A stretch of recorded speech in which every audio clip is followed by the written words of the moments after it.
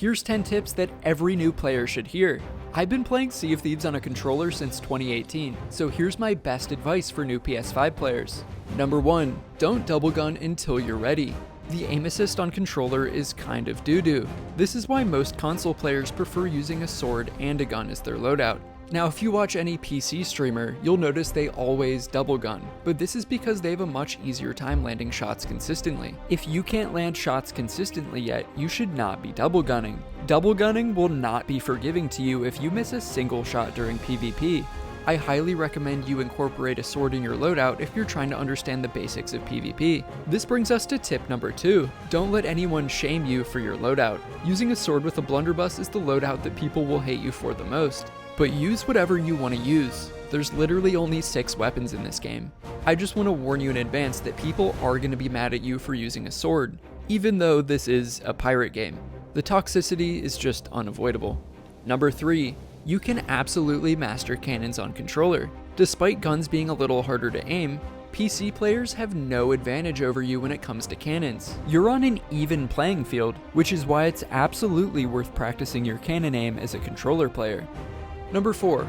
You need to use a high sensitivity for PvP in this game. If you're used to a lower sensitivity in other FPS games, you'll need to bump it up significantly for Sea of Thieves.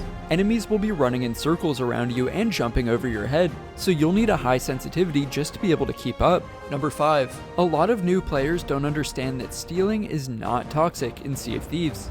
It's actually a huge part of the open world experience, so do not take it personally, but do stay alert and prepared. You should always be watching the horizon for pirates coming to rob you. Assume that every ship you see is hostile, and prepare to defend your loot at all times. However, you'd be surprised at how many crews actually do want to alliance with you, especially Xbox players. It's time to end the console war. We're just happy to not be the only console players in the community anymore. Whether you're stealing from the other ships in your server or alliancing with them, the point is that Sea of Thieves can be whatever you want it to be. Everyone plays with a different goal, but just know it's not always a friendly one. Number 6. Know that Sea of Thieves has lots of registration issues, which are especially bad on console. This is referred to as hit reg or hit regging. It's important that you understand this so you aren't freaking out and panicking when your enemy survives a fatal shot. Don't assume that they're cheating or that the fight is unwinnable. It's just hit reg. And for some reason, it's way worse in this game than any other game I've ever played. Number 7.